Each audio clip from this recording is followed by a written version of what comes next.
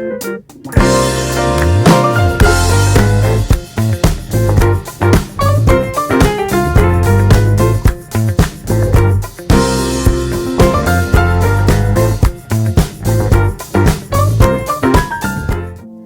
mga baker buddies! Welcome to URC Flourish Pilipinas Baking with Experts.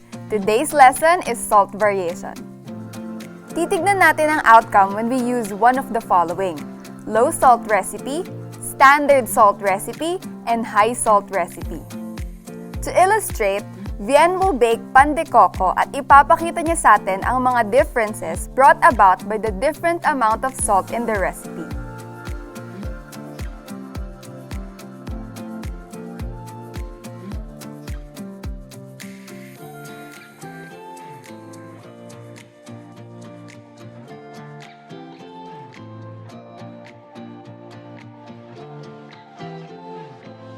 To make the filling, sip skim milk.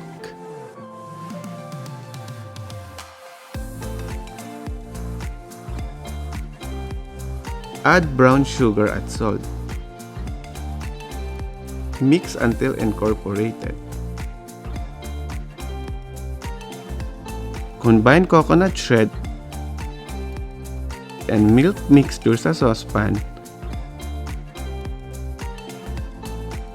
Mix until incorporated. Mix cornstarch and water. Idagdag ang slurry sa coconut shreds mixture. Cook for 10 to 15 minutes. Add the butter. Set aside to cool.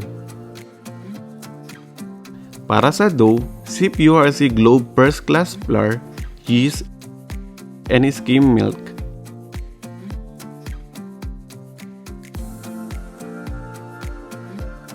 Isalin ang flour mixture sa mixer. Mix for 2 minutes sa low speed. Sa isa pang bowl, mix together sugar, salt, and water. Mix to dissolve. Add the whole egg. Then i-mix hanggang incorporated. Ihalo ang water mixture sa flour mixture and mix for 2 minutes sa low speed.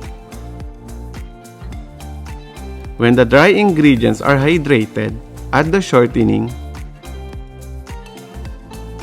Mix for 1 minute.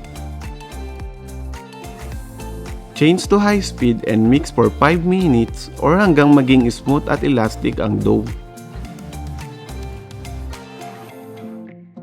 Gawin ang window pane test para ma-check kung fully developed na ang gluten.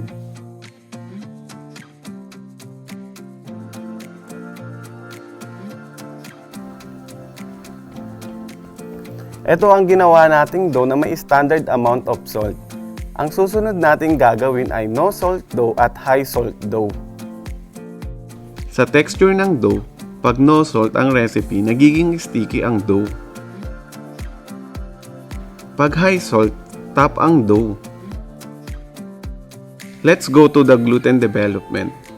The no-salt dough has faster gluten development. Ang mga dough na may standard salt at high salt, longer ang gluten development.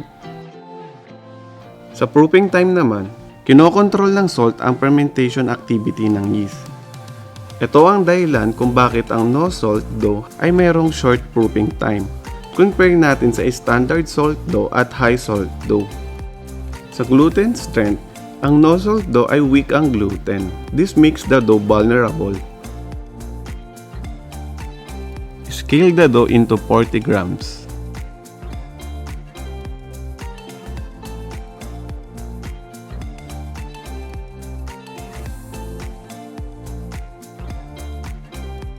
Lagyan ang bawat isa ng 25 grams filling.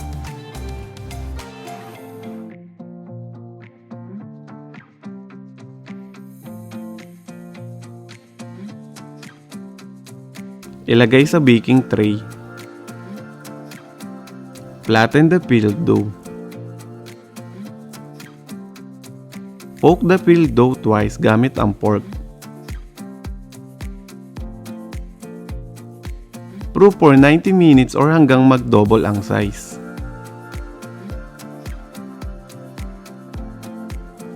Lightly brush the proof dough with egg wash. Bake at 150 degrees Celsius for 15 minutes. Ito ang mga ginawa nating pandikoko. Ang nasa gitna ay made from standard salt recipe. This one is made from no salt recipe. At this one ay gawa naman sa high salt recipe. Sa bread volume, ang no salt pandikoko ay flat at ang high salt pandikoko naman ay may poor volume compared to standard salt recipe. As we talked about earlier, no salt dough has a weak gluten at ang high salt dough naman natin ay may matigas na dough. As a effect, poor ang bread volume nila. Let us examine the crust. Makikita natin na walang difference pagdating sa crust. Pero if we use the lean dough recipe in this variation, sa no salt recipe, the yeast will have the field day eating up all that residual sugar in the dough. Pag wala ng residual sugar to caramelize during baking, ang bread crust natin ay magiging pale at dull. Sa taste, ang no salt pandikoko ay matabang, as expected, at ang high salt pandikoko naman ay may undesirable salty taste. Para sa pandikoko or any bread recipe, ang standard salt recipe ang option lang. Sa mga nakita nating reasons, hindi recommended ang no salt or high salt recipe.